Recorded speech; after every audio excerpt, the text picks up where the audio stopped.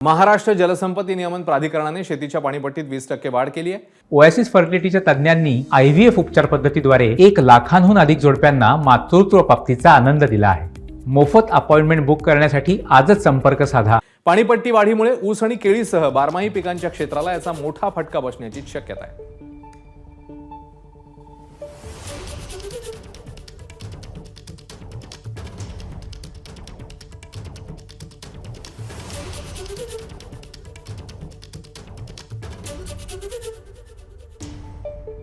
त्यामुळे आधी दुष्काळ आणि आता शेतीच्या पाणीपट्टीमध्ये ही वाढ झाल्यानं शेतकऱ्यांना याचा मोठा फटका बसू शकतो।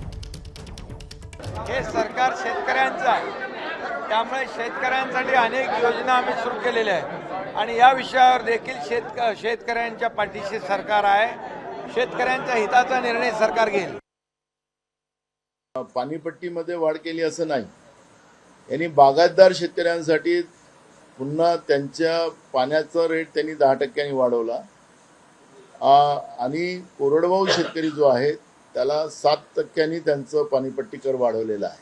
तसंच घरपट्टीच्या पट्टीमध्ये सुद्धा आपण पिण्याच्या पाण्यासाठी सुद्धा 10% वाढ करणं महागाईच्या जमान्यात पहिलेच 12व्या महिन्याला 13वा महिना करण्याचं पाप महागाईचा हे भाजप सरकार करते, भाजप प्रणित सरकार करते आणि त्याचा आम्ही विरोध करतो।